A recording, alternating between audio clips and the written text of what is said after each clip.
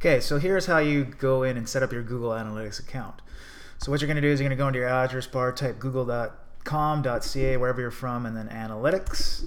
And once you do that, you'll be brought to this page, our main page. And then what you want to do is obviously hit sign in if you have an account already, but if you do, you're not watching this video. So we're going to go create an account. And then what's going to happen, we're going to come to this page. If you already have a Google account or a Gmail account or any sort of Google product, you can sign in using that password and just add it onto that account. And that's what I've done with my email address here. I have about 10 or 12 Google products that I use under this sign-in name. So you can use that name, sign in, and you'll be good to go. And if you don't have any Google accounts or products, just hit sign up, go through the process, and then go back to Google Analytics and then use your sign-in name and password when you get to here. So hit sign in. Then what we're going to do is we're going to go to the main dashboard of Google Analytics. And since I have about 6 or 7 websites that I track on my account, you're going to have to go to the admin section to set up a new account. So I'm going to go to admin. We're going to go new account. What would you like to do? We're going to track a website, obviously. You want to use Universal Analytics.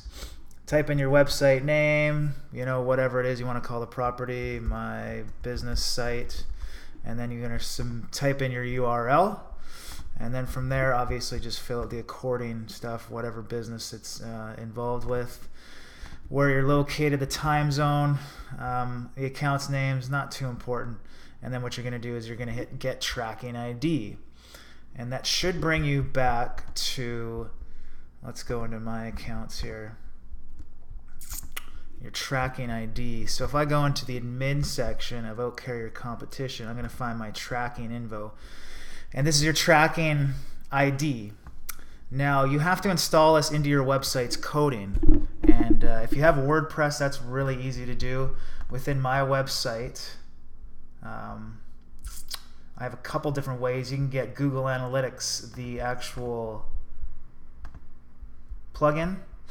And what you can do is you can either type in your tracking code there, so whatever mine was, UA224, I just go copy paste, plug that into here, but I don't use that. I actually just have it hard coded into the theme that I use. There's another way you can do that. You can go into your appearance editor, and they suggest that you grab this code.